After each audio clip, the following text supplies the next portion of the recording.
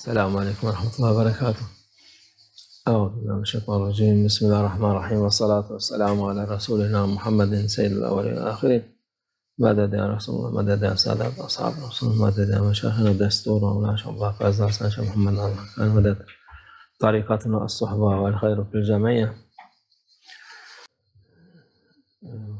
İnsan olduğuna iyilik بنی آدم yapmak için کو اچھائی کرنے کا حکم دیا گیا ہے iyilik اللہ yapmak کی da طرف سے۔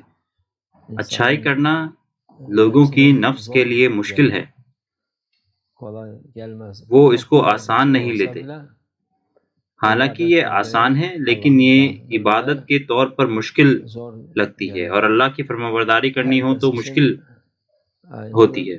یہ سب کے لیے Peygamberimiz ایک ہی sallallahu جیسا aleyhi ve ہے۔ sellem buyuruyor. رسول اللہ صلی اللہ علیہ وسلم کہتے ہیں شیبتنی ہود،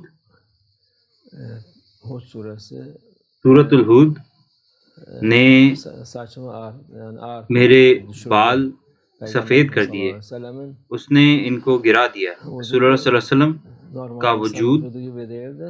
عام انسان کی طرح نہیں تھا۔ yaşlı halde جب وہ hepimiz hiç siyah عمر دراز ہو گئے تھے تب بھی ان کے بال مبارک کالے تھے birkaç اور سفید نہیں ہوئے تھے۔ saç beyazladı. ان کے کچھ بال مبارک سفید ہو گئے تھے۔ رسول اللہ صلی اللہ علیہ وسلم کے 15 بال tane ancak varmış ہمیشہ کالے تھے، beyaz.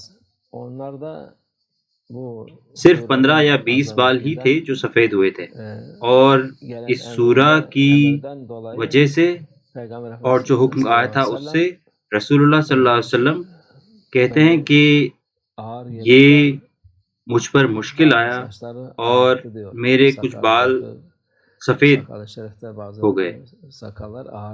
ان کے کچھ بال داڑھی مبارک کے سفید ہو گئے تھے، اور کیا ہے وہ؟ صرف 2 لفظ، فاستقم کما امرت، یہ آیت 2 شبد صرف، فاستقم کما امرت، جس راستے کا حکم دیا گیا ہے اس پر استقامت سے رہیں۔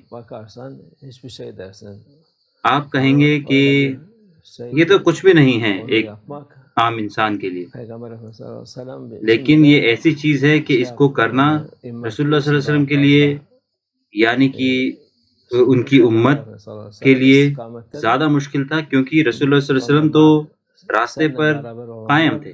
ومن تبع معک،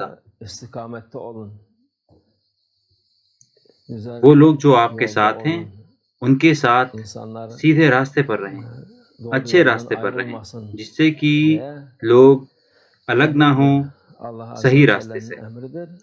یہ اللہ عز و جل کا حکم ہے، اور یہ انسانیت کے لیے بڑا مشکل ہے۔ وہ ایک راستے پر چلتے ہیں اور بہت سارے لوگ اس کو چھوڑ دیتے ہیں، وہ غلط راستے پر مڑ جاتے ہیں، اور پھر ان میں سے کچھ واپس صحیح راستے پر آ جاتے ہیں، اور بعض لوگ نہیں آتے، اور بعض لوگ اس راستے پر بالکل بھی نہیں ہوتے۔ تو بہت ہی کم لوگ ہیں جو سیدھے راستے پر ہیں، اور یہ آسان نہیں ہے، لوگ اس کو نہیں چاہتے، وہ اس کو نہیں کرتے۔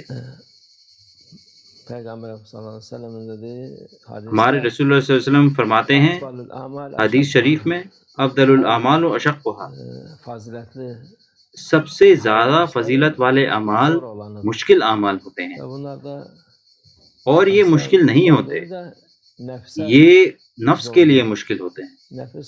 اگر نفس نہ ہوتی تو سبھی لوگ ان کو کر لیتے، آسانی سے کر لیتے بنا کسی محنت کے، لیکن نفس ہمیں اسے کرنے سے روکتی ہے، وہ ہر عبادت کو، ہر اچھائی کو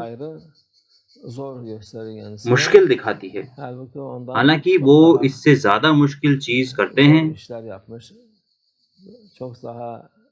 اس سے کافی زیادہ مشکل چیزیں ہیں جو وہ کرتے ہیں، لیکن جب عبادت کی باری آتی ہے اور اللہ عز و جل کے حکم کو ماننے کی باری آتی ہے تو وہ نہیں کر سکتے، وہ اپنی نفس کی اطاعت کرتے ہیں۔ جو بھی اپنی نفس کی نہیں سنتا وہ اللہ عز و جل کی رضا پاتا ہے، اس کا مرتبہ بڑھتا ہے، نور پھیلتا ہے اور اس کی اچھائی بڑھتی ہے۔ لیکن جو بھی اپنے نفس کے تابع ہوتا ہے وہ نہیں کرتا، وہ آلکس کرتا ہے اور کہتا ہے کہ نہیں کر سکتا، اور کہتا ہے کہ یہ مشکل ہے، وہ اس کو نہیں کر سکتا، تب وہ فضیلت سے محروم رہ جاتا ہے۔ اس کو اتنی ساری فضیلت اور ثواب ہیں جو کہ اس کو کھو دیتا ہے وہ۔